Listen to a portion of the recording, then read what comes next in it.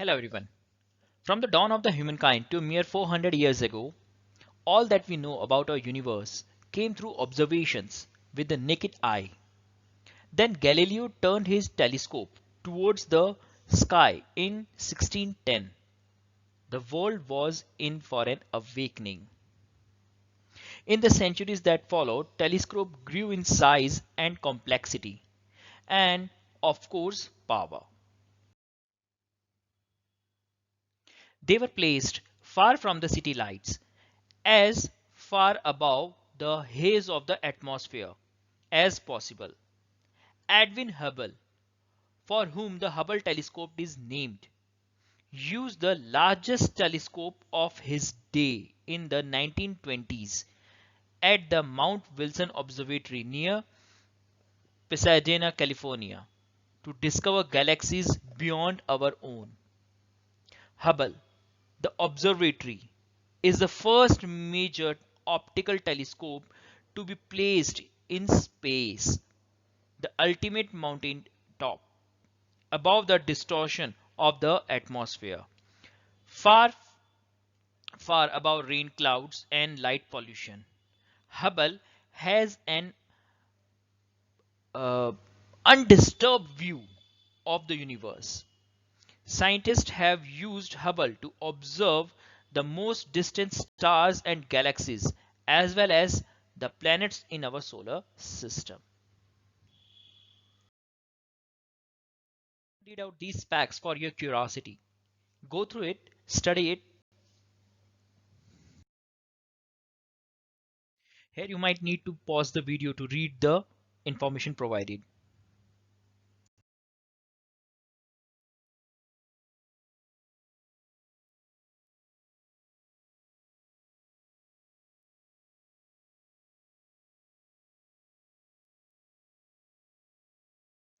Go to the terrace of your house or in an open area near your house on a clear night and look up at the sky. You will see the moon, countless twinkling stars, and a few other objects that do not twinkle. These objects are actually the planets.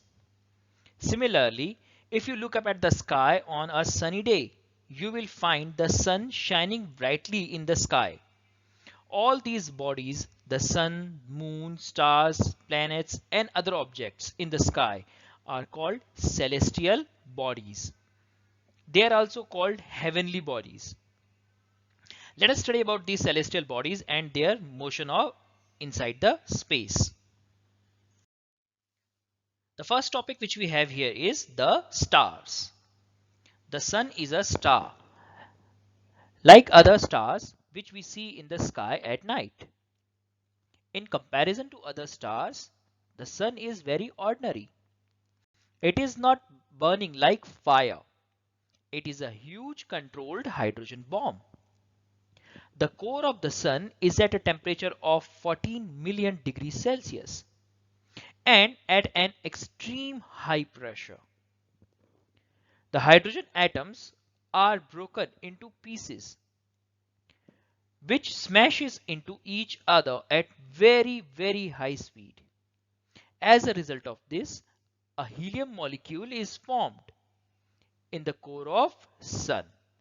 This reaction is called nuclear fusion, a type of nuclear reaction, because nuclei of hydrogen atoms fuse together to form helium nucleus.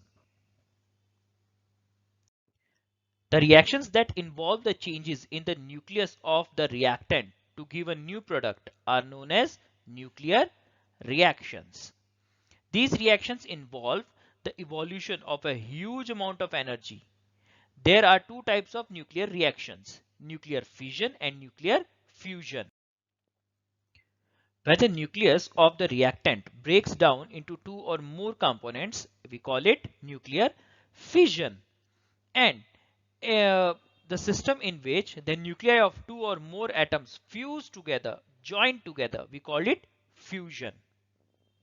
In these reactions, neutrons and some other rays are released. During nuclear reaction, a huge amount of heat energy is released from the core of the sun, and some part of it eventually reaches to the earth by radiation. This energy keeps us alive and make life possible on the earth. These stars are far away, that is thousands of light years away from us, and thus they appear very small from the earth. So light from the sun takes nearly 8 minutes and 20 seconds to reach earth. So light from sun can take many years to reach from one location to another. For example, our nearest star is Proxima Centauri, which is nearly 4.25 light years away from us. So when we are talking about light year is a unit. One light year can simply be stated as speed of light into time in a year. So speed of light is 3 into 10 to power 8 meter per second, which is when multiplied with time in a year, we received these values, that is 9.46 into 10 to power 15 meter per second, or 9.46 into 10 to power 12 kilometer per second. After stars, the next topic is constellations. So what are constellations? When certain group of stars seem to form a recognizable pattern in the night sky, these are called constellations. Most of them are named after animals and mythological characters. There are 88 constellations discovered so far by the astronomers. And the four major constellations which we are going to study in the chapter are Ursa Major, Orion, Cassiopeia, and Leo. Every day you came across fortune tellers that they say that the sun is entering in Aries, or the earth is entering in Libra. Now they are moving, the moon is moving out. So how they are able to calculate this? Look at the image and you will be able to understand it. Okay, the most important constellation which is visible during the summer nights is Ursa Major, with its Indian name Saptarishi. Ursa Major is constellation of 7 stars arranged in a pattern whose shape resembles that of a bear. Ursa Major is visible all year in the northern hemisphere.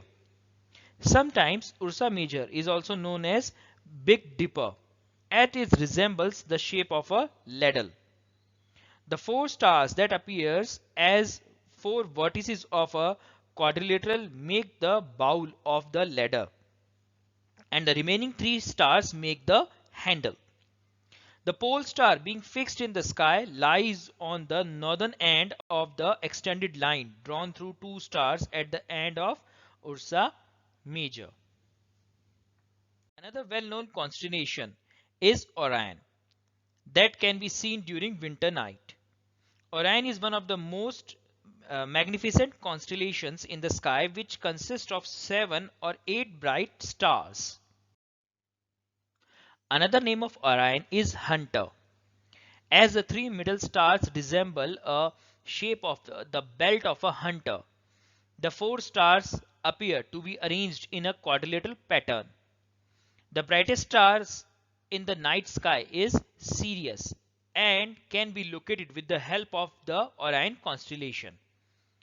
When you imagine a straight line through the 3 middle stars of Orion and look at the east direction, you can see a very bright star on an imaginary line, which is actually Sirius. Another prominent constellation in the northern sky, which can be seen during winters in the early part of the night. The arrangement of stars is such that it looks like a distorted letter W or M. This constellation is imagined to represent an ancient queen whose name was Cassiopeia. Leo constellation is a constellation consisting of 9 stars which form a pattern resembling the outline of a big lion. It is visible during summer nights and lies in the northern sky. There was a time when people used to think that sun is the center of the universe and whole things are revolving around it. But now we know by the recent discoveries that it is not. Our galaxy is Milky Way, and any dot in the picture here is our sun. You can take any dot and you can say that it is our sun, and rest stars are the stars in our Milky Way galaxy. And our galaxy is not the only one galaxy. There are millions of galaxies which are in the universe. Next topic is moon. The moon is the only natural satellite of the earth. The moon does not emit light of its own. It reflects the light falling from the sun on it. It is still the second brightest object after the sun in the sky, followed by Venus. In fact, the moon is the nearest celestial object to the earth. The distance of moon from earth is approximately 4 lakh kilometers. Its size is 1/4 of the earth and its mass is 1/8 of the mass of the earth. Since gravity on the moon is too less to hold any gases, moon has no atmosphere and no air. Also, there is no water on the moon. Thus, in the absence of air and water, life could not be possible on the moon. The moon is full of craters and mountains. Earth revolves around the sun and moon revolves around the earth in its orbit. And force of gravitation between the moon and the earth holds the moon in its orbit. The moon completes one orbit around the earth in 29 days. If you carefully observe the moon in the night sky for a month, to your surprise you will find that moon appears to be different every day. In fact, its shape changes every day. These different shapes of moon are known as the phases of the moon, which can be seen in the image. Based on the relative positions of Earth and the moon, let us discuss 8 distinct phases of the moon. First is new moon. When the moon moves between Earth and the sun, the side of the moon facing the Earth becomes completely dark. This is called the new moon. Thus, on a new moon day, the moon is not visible at all in the sky. Also, we can say that on a new moon day, the sun and the moon both rise and set simultaneously. Waxing crescent. After a few days of the new moon, the moon appears like a crescent. After the new moon day, some part of moon gets illuminated as the earth starts moving away from the line between the sun and the moon. We are able to see a silvery arc which keeps growing for the next few days. This phase is called the waxing crescent moon. Quarter moon.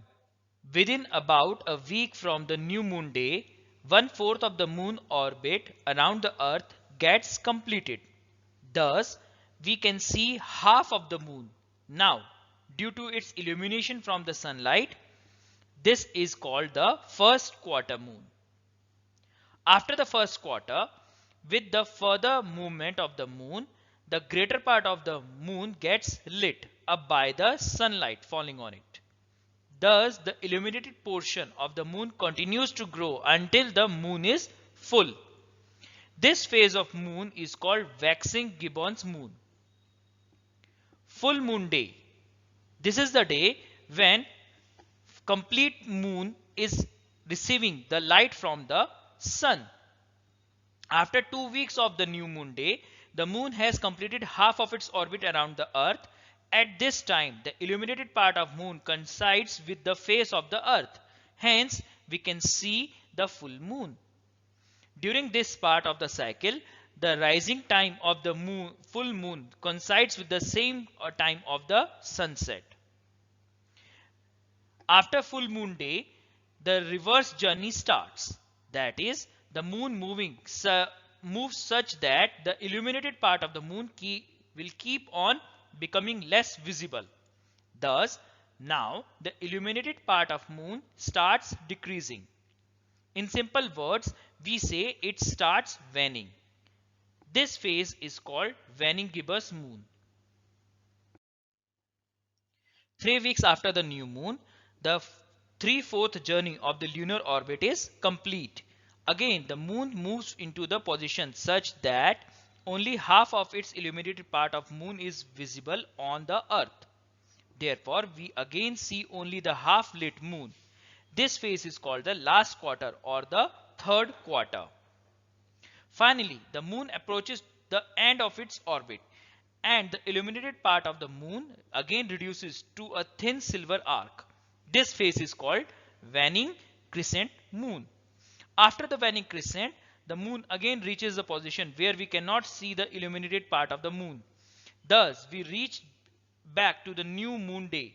Hence, the cycle gets completed in 29 days, passing through all the 8 phases of the moon.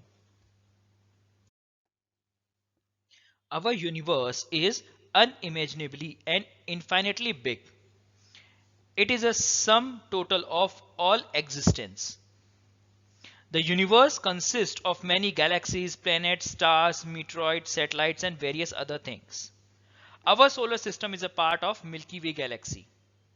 The solar system consists of 8 planets and their satellites revolving around the sun. The sun is the solar system's central star, which holds all the planets by gravitation, and it is the most massive component. Other celestial objects such as stars, meteors, asteroids, and comets are also part of our solar system. The 8 planets that revolve around the sun are Mercury, Venus, Earth, Mars, Jupiter, Saturn, Uranus, and Neptune. Now, your task here is to make notes separately for each and every planet. The word planet comes from a Greek word which means wanderer. All planets revolve around the sun in a definite path called orbit.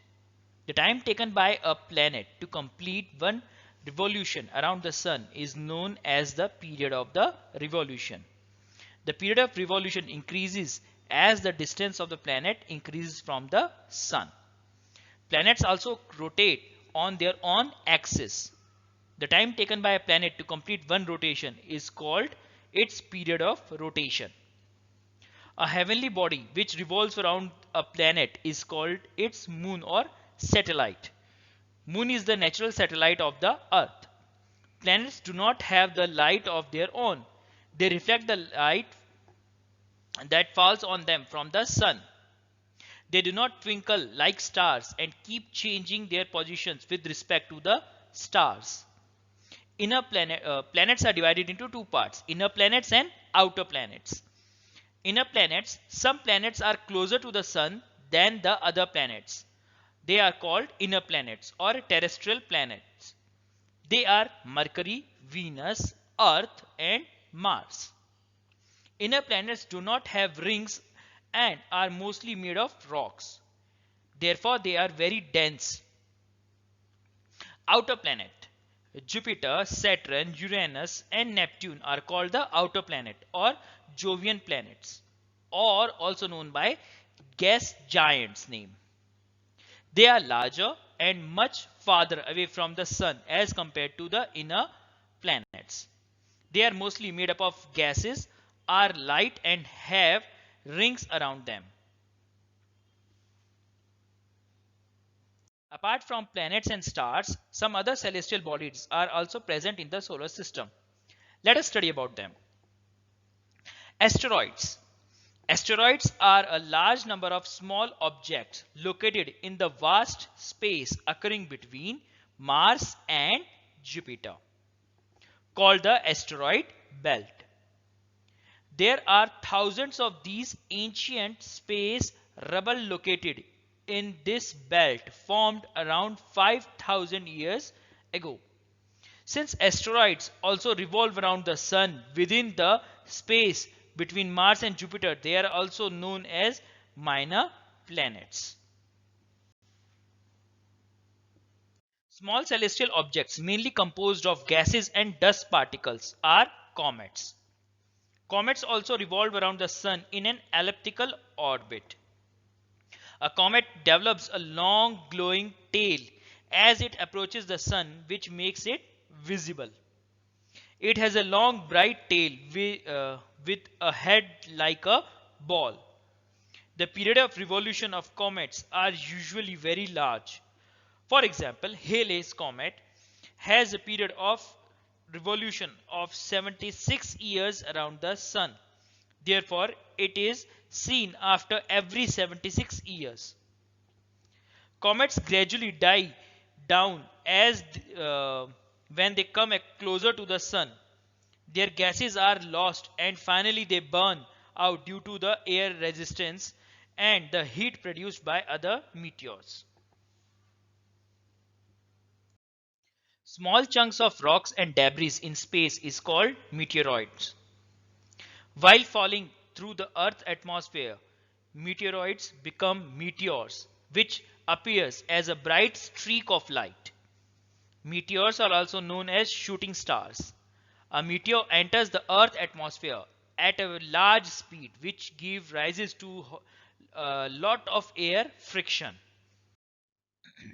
Thus, a large amount of heat is produced, due to which a meteor glows brightly and evaporates quickly.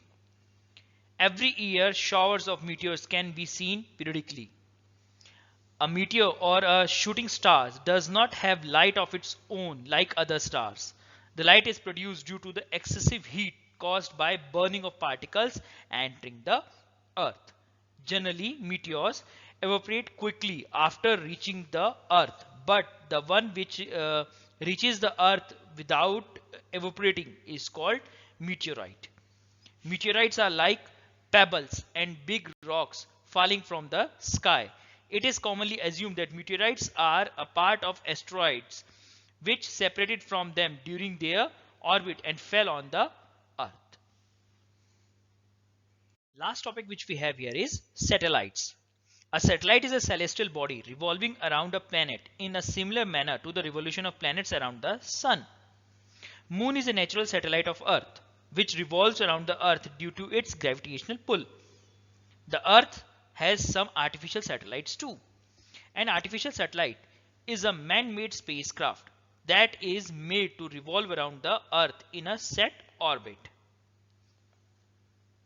A large variety of equipment such as cameras, sensors, relaying machines and telescopes are carried in these satellites, which run on the solar cells. Life today is highly dependent on these artificial satellites, as long distance transmission of programs on television, radios and internet and mobile phones use artificial satellites. Artificial satellites are used for weather forecasting. Information about other planets, stars and galaxies are collected using artificial satellites. Defense services use artificial satellite to keep track of the activities in neighboring countries. India has launched many artificial satellites till now. Aryabhata was the first satellite launched by India in 1975. Some other important satellites launched by India are INSAT, INSAT, IRS, Kalpana 1, EduSat and Bhaskara. The organization that launches satellites for India is ISRO, Indian Space Research Organization.